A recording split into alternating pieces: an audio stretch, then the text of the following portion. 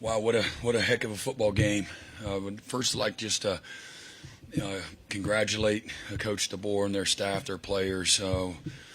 Nobody really deserved to lose that football game. That was a well played, hard fought, a slugfest, and incredibly thankful and proud.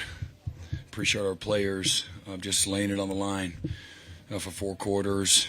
I've been talking and bragging about this team that this is one of the best teams I've been around when it comes to just the brotherhood and the belief in one another. Something special about it. These guys, again, if I've said something once, I've said it 100 times. They like to work. They like to compete. They like each other, and I think it shows. I don't think you find a way to, win our 4th true road game in the fashion that we were able to against the quality of the opponent we did, unless you have a lot of ingredients that maybe aren't on a stat sheet. And but we got the right people in all the huddles. I thought our second half was just much more complimentary than maybe the first half. Even though the first half there were some good things, not quite as sloppy. But man, we talked about the turnover battle and just what's the eye test going to say about a physicality standpoint. And I really, I love the way we struck and put hands on people. We moved people. The pile continued to fall in the Sooners' direction. And we got our hands on a lot of balls. I think we forced 3 fumbles, had maybe 3 picks, and one of them was called back for an interference. And we blocked a field goal right there before half. Taylor Wine had a strip sack. And again, just some things as a byproduct of that. This is a place that, they had the nation's longest winning streak and maybe hadn't lost an SEC home game since maybe 2019. And again, our highest ranked win since 2017, road win since 2017. So really special. Our special teams, we went in thinking that we had an opportunity to maybe really separate ourselves, and it held to be true. Don't have the final numbers, but the hidden yardage, I felt like we dominated in the hidden yardage. We got some key returns, and Sategna did a great job of possessing the football, not letting the ball hit the ground. Our protection, our coverage units, we had several tackles for loss on our coverage units. And it's just really impressive. I'm really impressed with the way this team continued to respond over and over and over. Grayson Miller, again, did he make that Lou Groza finalist? Or not the Groza, Ray guy. And but he played like one again tonight. Man, he was just amazing. And then Tate Sandell, again, school record for consecutive field goals made at 21, just big time. And again, neither offense, I thought, again, Alabama from moving the ball and had a few explosive plays in the first half, and so the numbers were really lopsided, again, just like Tennessee. But the Sooners were up by 3 going into halftime. And I really believe the turnovers were a big part of that, and then just having the toughness at the right moments to keep them out of the end zone and held them to a field goal. We called timeout, and then they missed the next one, but Taylor Wine played a big part in that. And then, again, they were 5 of 13 on 3rd down. We were 3 of 13. 7 of 15 they were. 3rd and 4th down, 3 of 13. But turnovers were a big part, and I think kicking game, and then defense there. And I thought the second half we really got into a nice rhythm. We played a little stickier with our coverage and changed up a few of our coverages. And the sheer will of the players at the end of the day. We didn't. I didn't cover anybody. Nobody on our staff tackled anybody. Nobody protected. Nobody caught the ball. Our players is where all the credit goes. And they just made a decision. They were going to be in the conversation. So we're 8-2, and proud of, again, the effort that it took to get to 8-2. But we got some really good quality opponents sitting in front of us, starting with Missouri, and so we'll celebrate this for a few hours and get back to Norman and go right back at it again. Brent, turnovers kept the Sooners in this game. What does that kind of say about the defense that you built? Yeah, again, for me, again, we really attacked. We forced, some big time turnovers. Sometimes when it's said the way it said, it's like, oh, well, if that hadn't happened. Well, it did happen, number one. And number two, we forced them with, great pressure up front, guys running the ball, hawking at the football. There are several times we didn't get the ball, but if you're paying attention, and really kind of lifting up the hood and looking at it for what it is, man, our guys were attacking the football. And they were relentless. And so, yeah, I mean, that's, there's not a more important stat in football than turnovers. And certainly we said that was going to be the one that showed up on the stat sheet is the one that's going to matter. And then, again, the eye test from a physicality standpoint, the winner's going to be the most physical team. And everybody that watched the game, there should be no doubt. And I thought, again, Alabama was very physical, thought they threw body blows back, but at the end of the day, man, we were able to, to be able to, again, do a little more than they did. So really proud of our guys. Brent, you've talked so much this year about one possession league, one score games. Do you feel like this team's learning how to win those games even when it's maybe not the prettiest? Yeah, I mean, who's it not pretty for? What does that mean? Some people it's pretty for. I happen to like it. And but no, I mean, yeah, I think it's a reflection you seeing it in our league. I don't know what all happened today throughout the league, but we're playing really good people. They're going to make plays. We're going to make plays. We're going to get got. They're going to get got. Turnover is going to be a part of it. Struggle is going to be a part of it. Having to overcome, bad things is going to be a part of it. The team that can figure that out is going to win. So I don't mind in any way, shape, or form, winning that way. No apologies here. Proud of our guys for their fight. You use the word toughness and you use the word sheer will to describe keeping Alabama out of the end zone. Where do those qualities come from? I know it's more than that, but where do they come from? We got a bunch of young men that were raised right. How do you finish those drives? Again, I think that we've recruited a lot of really tough guys that believe in themselves and each other, and certainly in how we do what we do. And we try to put a lot of stress and pressure on them constantly as we develop our team.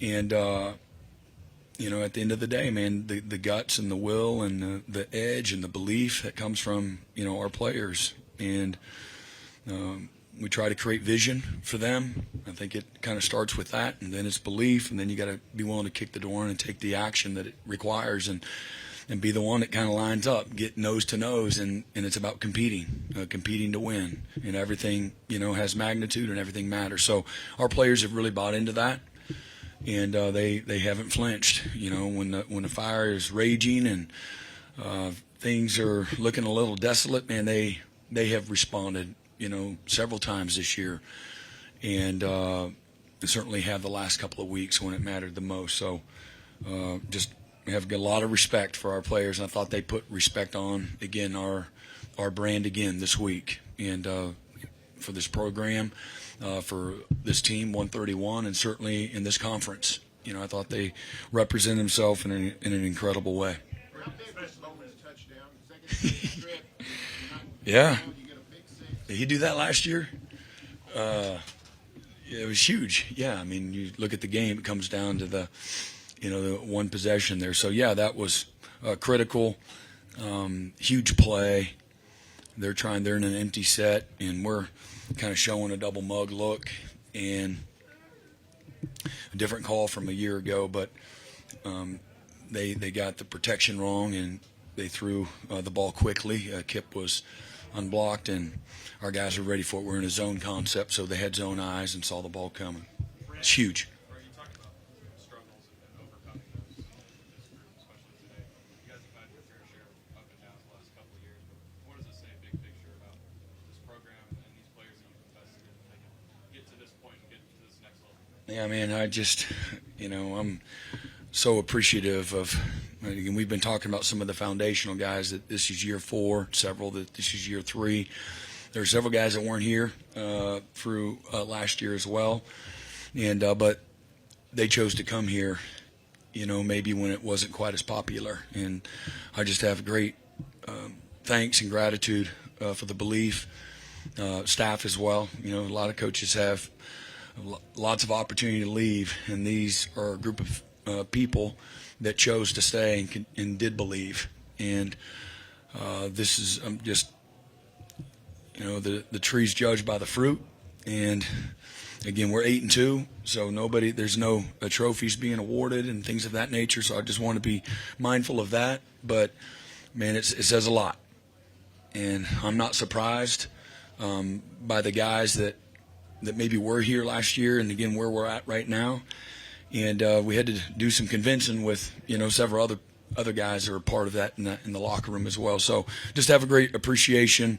We got great support. Our administration. None of this is possible without great support and vision by the leadership in our administration, as well. And it's one body, but it's many parts, and we all need each other. And so it's just a moment. We'll celebrate for just a little bit. Like I said, go right back. And we talked about this last night at our team meeting. Regardless of what happens, man, we got a great, really good Missouri team coming in to Norman next week for an 11 a.m. kick, and we're going to have to go right back to work. But this is a group that, man, has continued to respond.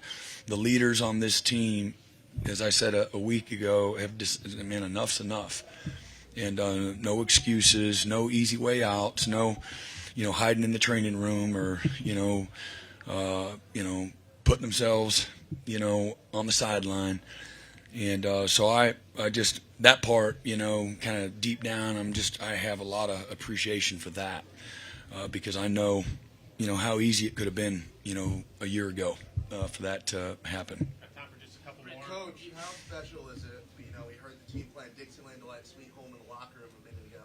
How special is it for this team to be able to come into this kind of environment? Yeah, they've worked really hard for it. So again, I'm not a boastful or braggadocious kind of guy, but man, I'm going to brag on our guys, and they deserve it. It's a hard fought. They've put a lot into, this opportunity, and we've created vision for that. So I got to follow through. I'm like, hey man, this is what victory looks like. This is how we're going to do it. And I want to see you guys, dancing and carrying on, just having some joy, in the moment.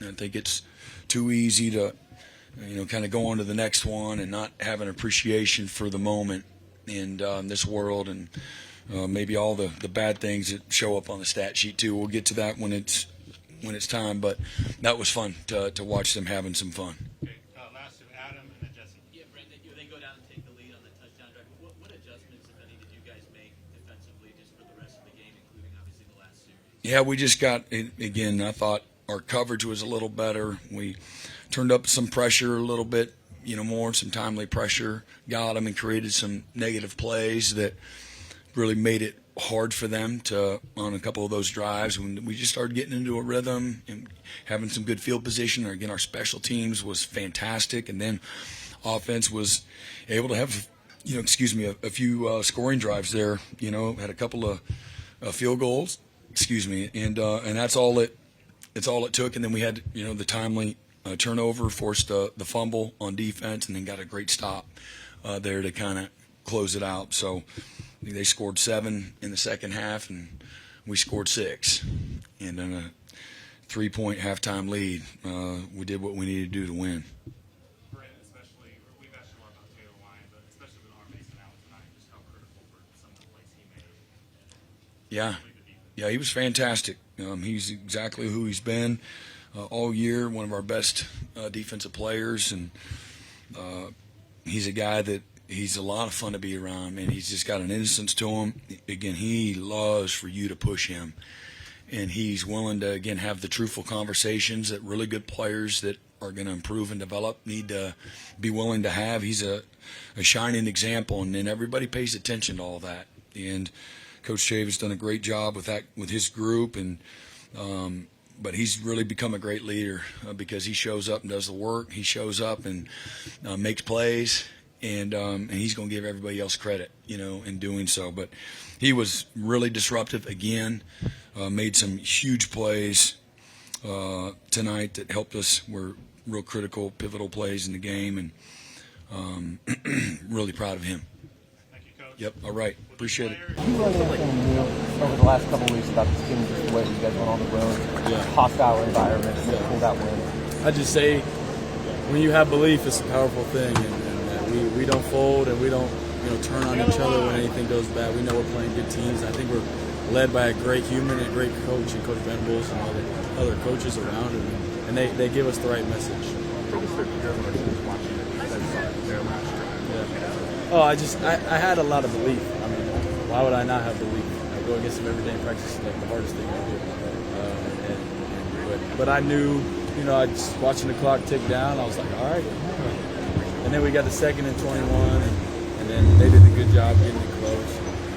But yeah, it was just fun to watch. Cohen family big for you guys. Yeah. Obviously, great football players, great humans, great teammates. John, the back of the shirt says enough is enough. And Tate Sandell kind of talked about that mentality, especially after the Ole Miss loss. Yeah. How have you guys, the response to that, you've gone on the road twice and beat really good football teams. Talk about the emotions of doing that. Yeah, I think it's just being able to be mature and reflecting and knowing that it's not like we're messing around, but we have stuff we're not scraping and we need to get better, and myself included, and I still haven't. But we know that losing isn't really an option, and it never is, but we let it slide. So not letting stuff like that slide against teams. Okay with playing a game like this, you think ball security is more important than big plays and that kind of stuff. Do you have to make yourself sort of do that? It wasn't. It was like last year. You look at the stats last year. That's what I expected, coming here is success. But the only thing that matters is going 1-0. And I think that's me maturing. It's been a challenge. And that's all that matters. When you look at the film, I'll get better, and there's still stuff I left out there. But, I'm not going to say I'm passive, but there's things to win a game that you need to do that I haven't learned. Great news, but at least you guys get on the sideline a ton. Yeah. The first time. How's that been the last 2 weeks? Just having to get into that rhythm. Yeah, I think you just got to keep everybody alert and awake, and it's like we're not going to fall asleep. We're not going to really get something. Hey, we heard you guys celebrating the Dixieland Delight and a sweet home in the locker room. How special is that after the win in this kind of environment? Man, it's very special. These are the moments we play for and prepare for, and to see that come to fruition, man, it's something special. How about that defense out there tonight? Which one? Your defense. They're killer, man. They're killer, and they put the work in during the week in practice, and it shows on game day. It's fun to watch. Does that give you a margin for error as a kicker? Like, if I miss this kick, it's going to be okay because you got that defense behind me? I mean, ultimately, I hold the most value of each kick, and I don't let outside factors determine the magnitude of each kick. The next one's the most important one, and if one doesn't go my way, you just got to flush it and just make the next one. You generated some national attention after the game against Tennessee, and both for your performance and your shorts. But how have the emotions been after that game and now again against Alabama to play really solid football and win both those games on the road? It's great and all that, but it's next game mentality. We got a really good Mizzou team that's going to roll in Norman, and they're going to want our best. They're going to get our best, and we're going to get their best. So it's just something that we're not going to be hung over on. It was great. We're enjoying it. We're going to enjoy it tonight, but. Let's back to the drawing board tomorrow. We're going to get ready to roll. How was your pregame routine today? Just same as it's always been. I'm not really like superstitious kind of guy. I just kind of go with the flow and just get ready for the game. You got out here today and it felt clean. I mean, felt great. Wind and fans and the whole atmosphere. Yeah, felt great. Hi guys, how are you? The voice is kind of leaving you. Yeah, whole lot of screaming tonight. Kip, how much do you like coming into environments like this and just leaning into the villain role with the crowd and everything? I mean, it's fun. I mean, usually like that's the norm, having your fans cheer for you. So I just think it's a fun thing. I'm a big movie guy, so I kind of like the villains, Thanos of the world. And so, just a big villain. What's your point of view on the Eli Bowen interception touchdown? Kid's a baller, man. Kid's amazing. You never have to worry about him. Always shows up. Leave late. come in early. You know, Eli's just an amazing person. What about your play there coming out of the 2-minute warning? They're driving up, and just how big that was in the overall grand scheme of things. Yeah, just Coach V called a really good call. Just had to hit home, and so when my number's called, just had to hit home. Kip, what's it if it's hard to kill? Hard to kill. Well, we're like a big gladiator team, and we've been pushing it for the past couple of weeks. Just the theme of it is just kind of hard to kill. I think we just bought into that, that memo and that thought process. Thanks, Kip.